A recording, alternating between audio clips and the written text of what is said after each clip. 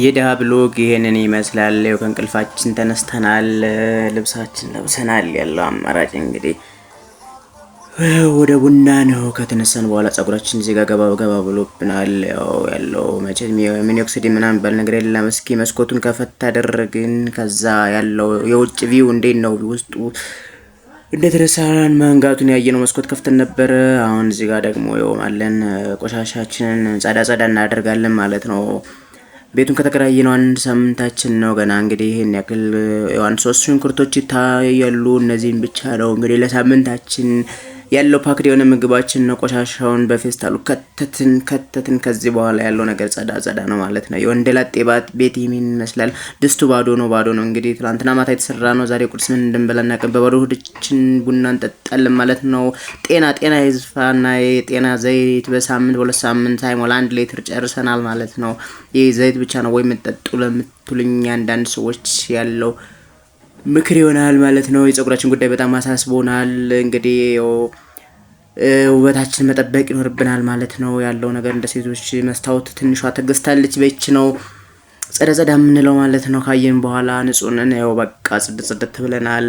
ወጣ ገባ ነው እንግዲህ ያለው ጫማ ልብሳችን ለባብስና ወጣ ወደ ቡና ነው ያለው። ኤቲኤም ይያዛል ማለት ነው። ብራችን ማውጣት ይኖርብናል። አለ ወይ ብለን ወደ ዋና ማናጀሩ ቀሪ ብር አለን ወይ ብለን ደውለን ጠይቀናል።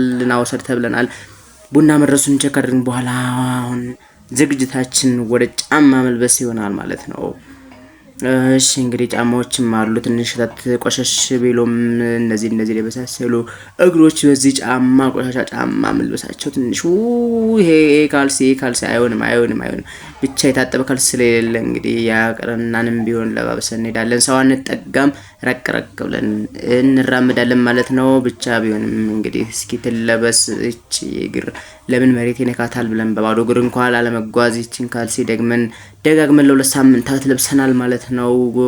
ወገንታት ድህነት እዚህ ደርሷል። የኢትዮጵያ ሕዝብ ሆይ ጫማው እንዴት ነው? ምንድነው ዛሬ የሆነ ነገር ቢያዝ የውስጡን ማን ያውቃል? የውጭው ሊቦረሽ ይገባል የሚል ብዙ አስተያየቶች እንዳይመጡ ከሰዎች በራቀ መንገድ ቤታችን ጉዳችን ማን ያውቃል? የሁላችንም ቤት ነው እንግዲህ ጨራርሰናል። ያለውን ነገር ልብስ፣ ጫማ ሁሉን ይሄ ቁልፍ ደግሞ አልቆለፍም ማለት ቤታችን ቆልፍ መሄድ አለብን። ሌባ ስጋት የለም ቢሆንም መቆለፍ አለበት።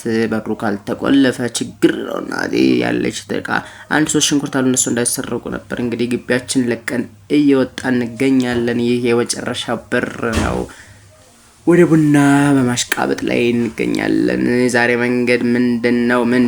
የባጃጃችን መያዝ አለብን ወይስ 5 ብር ነው እጃችን ላይ ያለ? ቢሆንም እስኪ እንግባና እንከራከራለን ብለን ባጃጃችን ውስጥ ገባን ማለት ነው። እንግዲህ ሰፈራችን ይመስላል 5 ብር ይዘን ከቡና የሚተርፍ 15 ብር አለ። እሷን ብር እንግዲህ ተከራክረን ቢሆን 5 ብር ከፍለን መንገድ ላይ ቢሆን ወርዳለን፣ ቀሩን ወክ እናደርጋለን ብለን ኮብል እየተራመድን በጥላ ቤታችን ዘና ኮራ እያልን እንጓዛለን ማለት ነው። ባላውት የመሽተት ጉዳይ አንዳንዴ ስልክ እናወራለን ጥላ ቤቶቻችን እያየን ዘና ፈታ በሉ። ያሬ ቀዳችን ፀሐይ ወጣለች ማለት ነው። መኪና ይዝጋ ያጠቡ ነው። ምን ነው በነካጃችሁ ጫማዬን ቦትወለውላት ያለኝ ቀሪ 75 ብር ቢሆንም ብቻ ጠዋት ለማለት ያክል ነው። እንግዲህ ደርሰናል ወደ ቡናችን ማለት ነው። ቡና ከጠጣን በኋላ ዘና ፈታ እንደምንል አንጠራጠርም። መንገዱ ያማረ የተዋበ እንዲሆን በጧት ቡና ጀባ ብለናል። ከቡናው ጋር ቁርስ ቢኖር ጥሩ ነበር። ያለ ቁርስ ቡና እንግዲህ በባዶ ሆድ ጨንጓራ መመለጥ ይደርስብን ይሆን? እንሞክረዋለን። እንግዲህ ያው ልጅቷ ቀጥ ብላለች። አዳሚ ይዘው የተሰለፏል። በጧቱ ቁርስ በልታችሁ ነው ወይስ ጥብስ ነው የሚለው መረጃ እያጠረን እንገኛለን። ይሄ ቡና እንዴት ነው? ቡናው ጋር እንግዲህ ተሰልፈናል። እኛ ተራው ደርሰን ይሆን አናቅም። ብቻ ወንበራችን ላይ ደቅ ብለናል። ከዚህ በኋላ ያለው መጠበቅ ነው። እንግዲህ ቡና ተራችን ደርሶ ያለች ብር 30 ብር ናት። 5 ብር ተርፋለች። በእግራችን ወደ ቤታችን ወክ እንመልሳለን። ደህና ሆኑ።